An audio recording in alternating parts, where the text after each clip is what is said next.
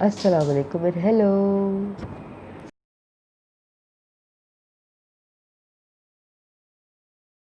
Let's begin with our lesson number 3, and this would be on Haji Shariatullah. So, Haji Shariatullah was born in the year 1781 in the Faridpur district of East Bengal. East Bengal, that is the present day Bangladesh. Here, you can look over here. Okay. So in 1799, that is, he was approximately probably 18 to 19 years old, he traveled to Saudi Arabia for pilgrimage. And he stayed there for 19 years and studied under a teacher by the name of Sheikh Muhammad Abdul Wahab. And that's where most of his teachings come from. So returned back from Saudi Arabia, and he started off a reform movement, and that reform movement was by the name of Faraizi movement, and that was mainly to purify Islam. That we'll talk about later on when we'll discuss his work and his beliefs. This is basically all of his biographical details.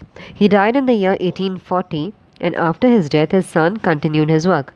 And the name of his son was Mohsinuddin, and it's essential because you need to learn this, memorize it, because it was once asked in the MCQs, so it can be asked. All right, so this is all about the biographical details of Haji Shariatullah. Let's move on. No, for each of the religious thinker, we are studying their beliefs, their work, and the importance. So let's begin with the beliefs of Haji Shariatullah. He believed that the Muslims in the subcontinent were in a miserable condition, particularly in East Bengal.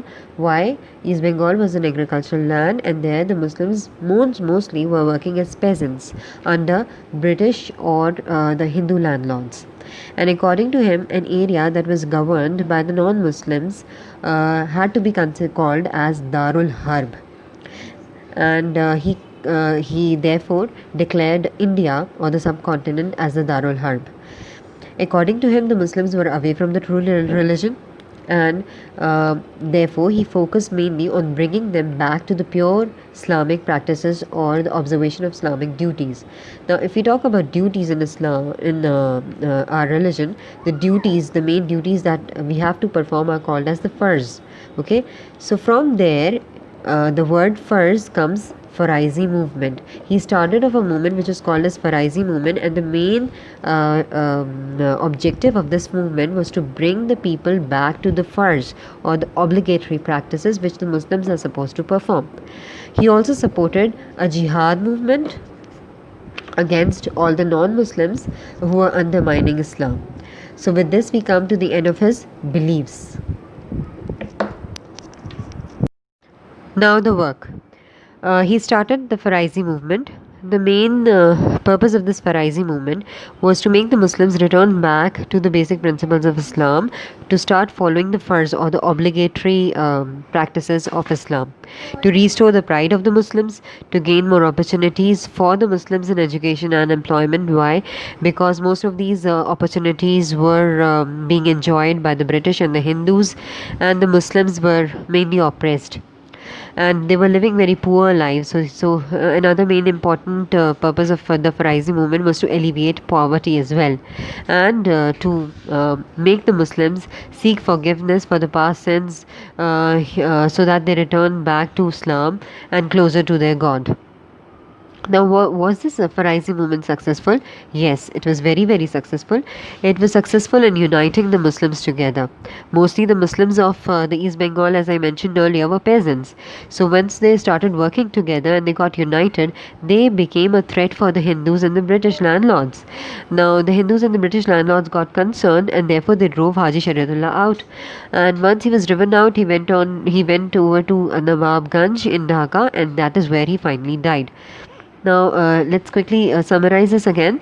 Faraizi movement, with the word itself, Faraiz means returning back to the obligatory practices of Islam, to restore the pride of the Muslims. Okay. And to help them gain more opportunities in education, employment, elevate poverty, and to bring them closer to their Lord or Islam.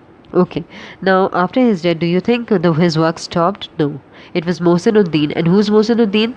His son, yes, right. So Mohsinuddin continued on his with the work of his father. And in East Bengal, what he did is that he divided the whole of East Bengal into various circles. So you can make this little diagram like that. It will be very helpful for you to study later on. Okay, so he made these little circle, he divided the whole of East Bengal into little circles, that is areas. By circles we mean areas.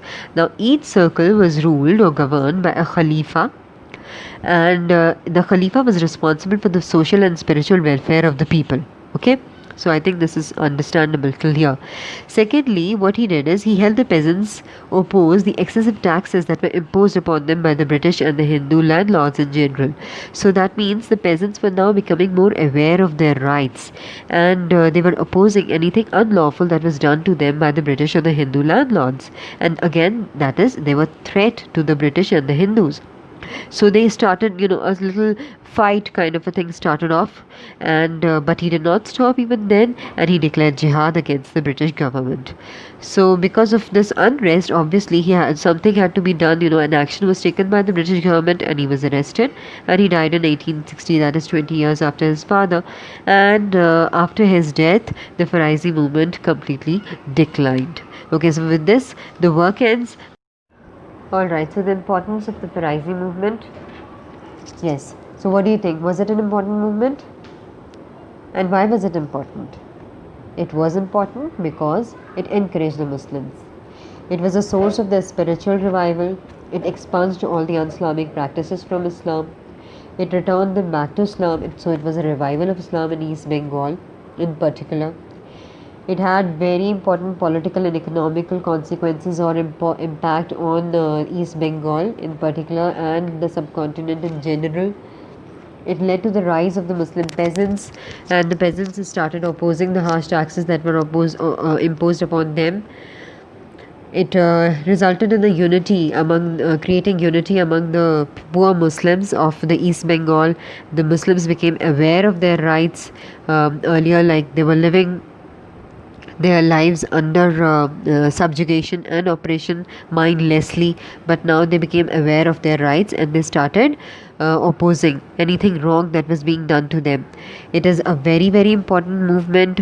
Why? Because it sowed the seeds for the Pakistan movement, which finally resulted in the creation of Pakistan. So now you understand how important it is. So if you write all these points down in this way, it will become very easy for you to understand and learn, especially during the time of exams when you don't have time to read all the lengthy paragraphs that are there in the textbook and other areas. Lastly, I'd request all of you, those of you who are watching this video, please share it with your friends. If you like it, please press that like button, and also subscribe to my channel. I'd be very, very glad, and it's going to give me a little boost. I hope it's not boring and it's interesting for all of you. And please, give me your comments, because I really want to know if you're understanding what I am teaching. And if you have certain important topics regarding Pakistan studies or even in geography that you want me to cover, you can mention it in your comments and I'll take care of that. Thank you so much for watching. Bye bye.